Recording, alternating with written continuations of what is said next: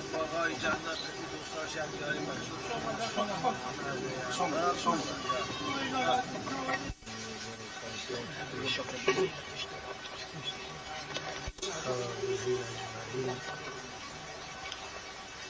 ثنا و حمد به پایان خدا را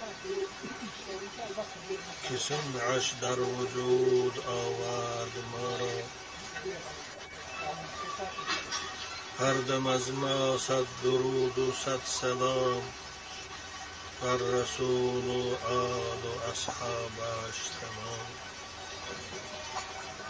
بعد از حمد و ثنای پروردگار و درود و پیغمبر بزرگوار، پیش از آغاز صحبت اولا از پروردگار مهربان برای حاج محمد و خاندانش تن صحت و عمر دراز و رزق فراخ و توفیق بندگی و پیروی قرآن و سنت خواهانم. و ثانیاً دعا میکنم خداوند در این ماه مبارک رجب گذشتگان او را، پدر و مادرش و خصوصا فرزندی شهید او را از ثواب این محفل نورانی پربرکت و رحمت با نصیب گرداند. و ثالثاً میخواهم برای شیخ که محب خدا و عاشق پیغمبر خدا و وارثان پیغمبران یک هدیه، یک تحفه نمایم. این هم باشد همان حدیث است که رسول اکرم صلی الله علیه و سلم فرمودند، چگونه که بخاری روایت میکند از انس: جاء رجل الى النبي صلى الله عليه وسلم فقال يا رسول الله متى الساعة. جوان مانند دادر حاجی ما باریم نزد رسول اکرم صلی الله علیه و سلم آمد، گفت که یا رسول الله قیامت کی می شود؟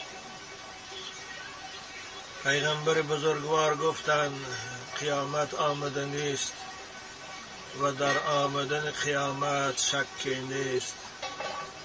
در هر چیزی که آمده نیست او قریب است. اما تو بگو برای قیامت چی توش آماده کردی و ماذا اعددت لها؟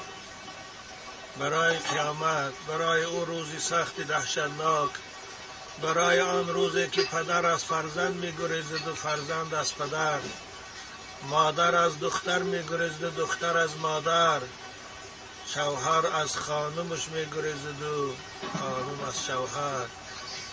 چی توش تیار کردی؟ این جوان گفت یا رسول الله من توشی زیادی ندارم، نماز بسیاری ندارم، نماز دل شب،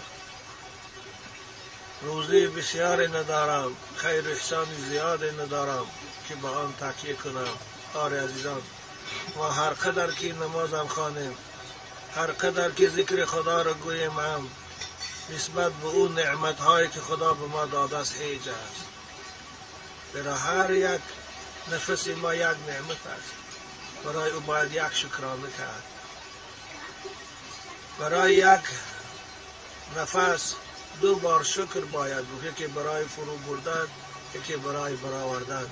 چطور میتوانیم ما این نعمت های خدا دادگی را که عبارت گوش است و چشم است و معده است و شش و جگر است و عقل است و دیگر این قدر من نعمت های دیگری که دنیا خدا برای ما داده است.